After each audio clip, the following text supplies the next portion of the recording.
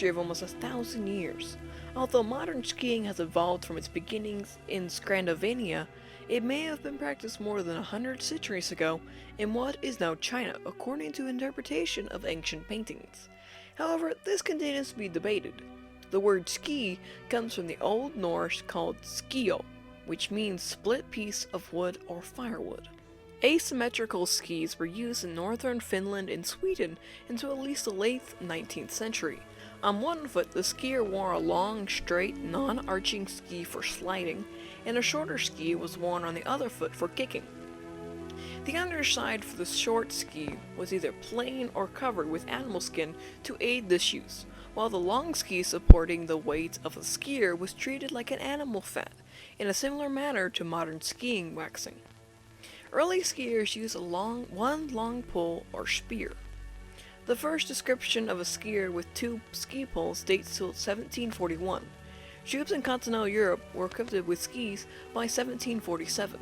Skiing was primarily used for transport until the mid-19th century, but since then it also has become a recreational sport. Military ski races were held in Norway during the 18th century, and ski warfare was studied in the late 18th century.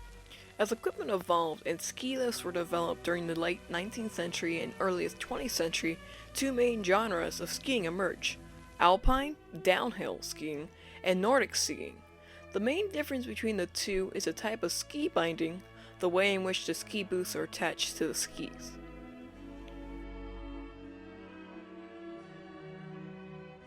Also called downhill skiing, alpine skiing typically takes place on a piste at a ski resort.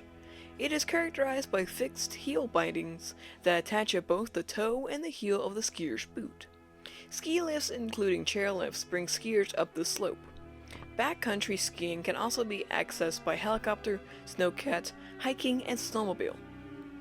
Facilities at resorts can include night skiing, pre-ski, and delayed skiing under the supervision of the ski patrol and the ski school. Alpine skiing branched off from the older Nordic type of skiing around the 1920s, when the advent of ski lifts meant that it was no longer necessary to climb back uphill. Alpine equipment has specialized to the point where it can now only be used with the help of lifts. Alpine touring setups use specialized bindings which are switchable between the locked and free heel modes. Climbing skins are temporarily attached to the bottom of alpine skis to give them more traction on snow. This permits Nordic-style uphill and backcountry travel on alpine skis. For downhill travel, the heels are locked and the skins are removed.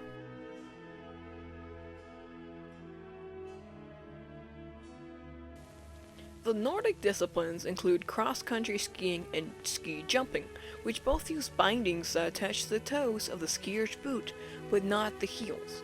Cross-country skiing may be practiced on groomed trails or in undeveloped backcountry areas. Ski jumping is practiced in certain areas that are reserved exclusively for ski jumping.